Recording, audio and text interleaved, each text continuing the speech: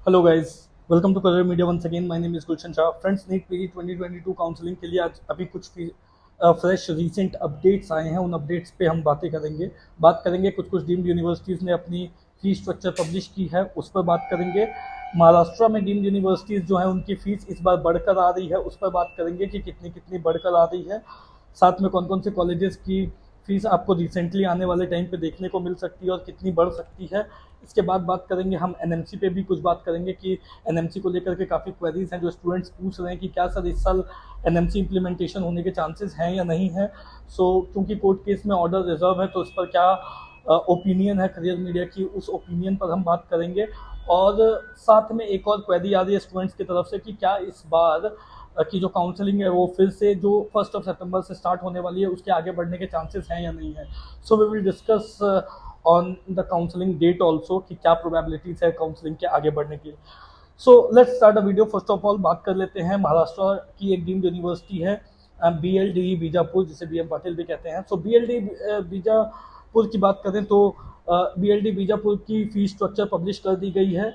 और जो fees structure है उसमें किसी भी प्रकार के बदलाव, जो चेंजेस हैं वो चेंजेस देखने को इस बार नहीं मिली है।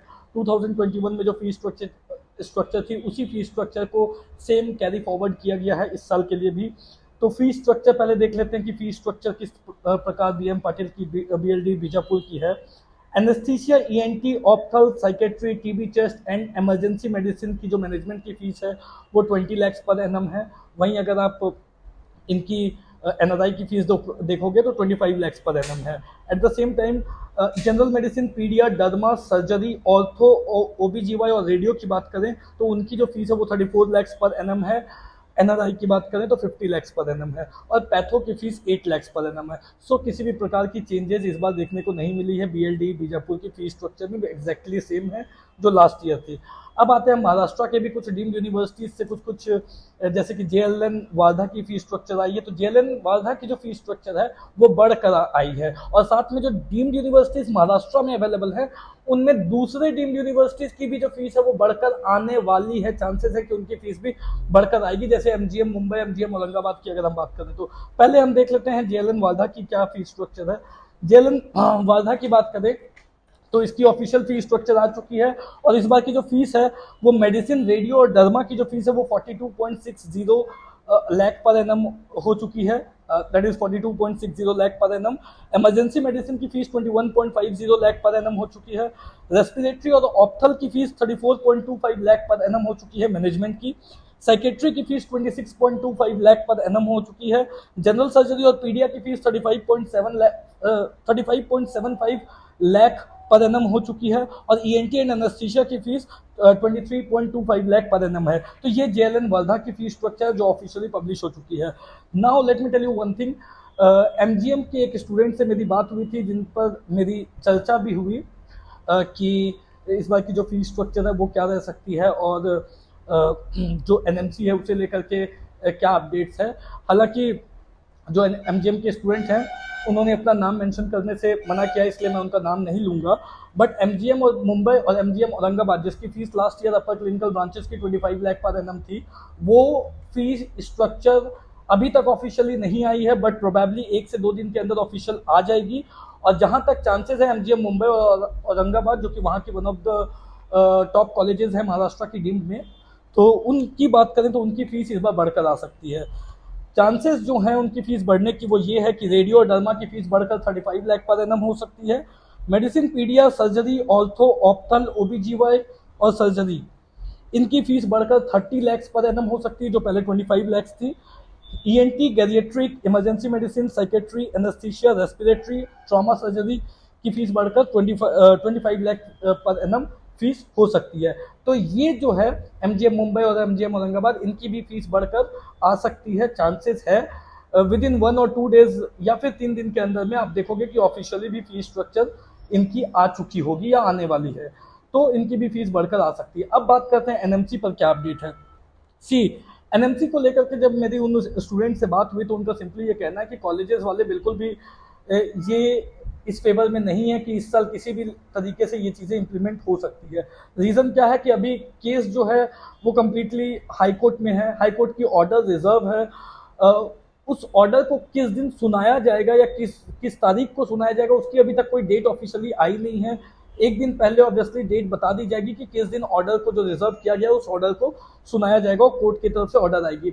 अब ऑर्डर जिस भी दिन आती है और जिस भी फेवर में आती है, किसी भी फेवर में आए, चाहे वो प्राइवेट डीम्ड कॉलेजेस के फेवर में आए या फिर वो गवर्नमेंट के फेवर में आए, जो भी पार्टी या जो भी साइड के फेवर में केस नहीं आती है वो सुप्रीम कोर्ट जाएंगे या जा सकते हैं। और अगर वो सुप्रीम कोर्ट जाते हैं तो ऑब्वियसली इस कोर्ट केस को और थोड़ा समय लग सकता है।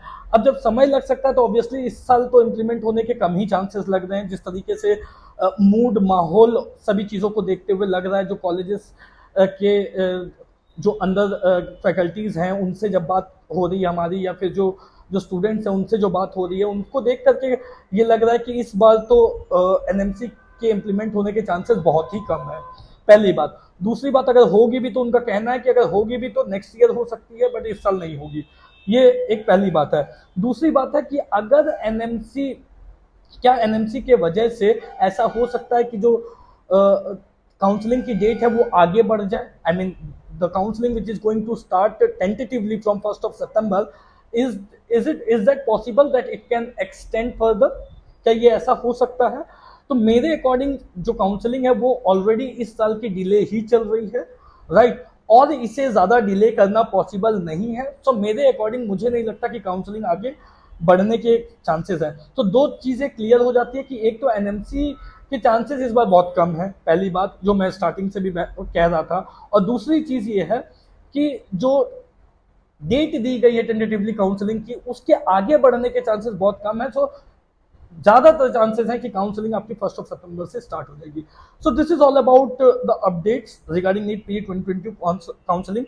नाउ इंपॉर्टेंट पॉइंट आपके लिए क्या है कि आपको ये एनालाइज करना, ये जानना जरूरी है कि आपके रैंक पे आप कहाँ स्टैंड करते हो, आपकी रैंक पे आपको कौन कौन से ब्रांचेस या आपकी जो ड्रीम ब्रांच है वो कहाँ कहाँ मिल सकती है और उनमें क्या फीस जा सकती है। जी, अगर एनएमसी इस साल इंप्लीमेंट नहीं होती तो इसके बहुत ज्यादा चांसेस हैं कि नेक्स्ट ईयर वो इंप्लीमेंट हो जाएगी, क्योंकि कोर्ट ऑब्वियसली एनएमसी के फेवर में ही जो ये केस की रिजल्ट है वो देने के चांसेस हैं। अभी हाई कोर्ट देगी अगर फेवर में, तो ऑब्वियसली जो प्राइवेट और डीम्ड कॉलेजेस हैं वो सुप्रीम कोर्ट में जाएंगे। और जहां तक मुझे लगता है कि जब भी सुप्रीम कोर्ट उस पर सुनवाई करती है तो सुप्रीम कोर्ट एनएमसी के फेवर में ही चांसेस है कि वो रिजल्ट जो है वो देंगे। मगर अगर ये केस सुप्रीम कोर्ट में जाती है तो इस साल इसके आने के होने के कम चांसेस हैं, लेकिन नेक्स्ट ईयर इसके आने के पूरी चांसेस हैं।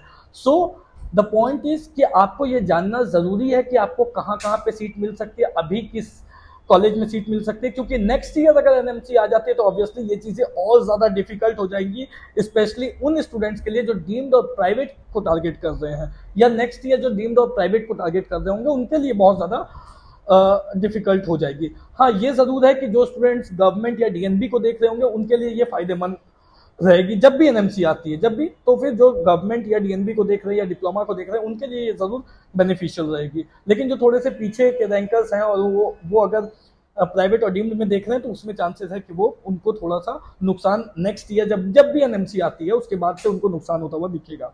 सो द पॉइंट इज कि आपको अब इस साल की काउंसलिंग बहुत ही संभल के करनी है। आपको एनालाइज करना जरूरी है कि आपको आपके बजट में कहाँ कहाँ कौन कौन सी सीट मिल सकती है, उनमें फीस कितनी हो सकती है, बॉन्ड, स्टाइपेंड जैसे डिटेल्स आपको जानना जरूरी है, कौन सी कॉलेज अच्छी मिल सकती है, कौन सी कॉलेजेस अच्छी नहीं है, डिपार्टमेंट डिटेल्स जानना जरूरी है, जिस बेसिस पे आप अपनी आगे की काउंसलिंग कर सको। ऑलरेडी हमने देखा कि 3-4 फॉर्म्स निकल चुके हैं। सो अगर आपको पता ही नहीं रहेगा कि आपको कौन कौन से फॉर्म्स फिलअप करने हैं तो आप वो फॉर्म्स नहीं फिलअप कर पाओगे। और कुछ फॉर्म्स ऐसे होते हैं जो सिर्फ राउंड 1 काउंसलिंग में ही उनको फिलअप करने का ऑप्शन दिया जाता है, राउंड 2 या राउंड 3 में ऑप्शन नहीं दिए जाते। तो आपके लिए ये बहुत ज़रूरी हो जाती है कि आप इस बात का पता करो कि आपको कौन कौन से स्टेट में मिल सकती है और किसकी फॉर्म अभी निकली हुई है जो आप एटलीस्ट फिलअप कर सको, आप उसकी काउंसलिंग को अटेंड कर सको। इन सभी जानकारी के लिए आप या तो दिए गए नंबर पे कॉल कर सकते हो, या तो ये सारी जो इन्फॉर्मेशन है वो आपको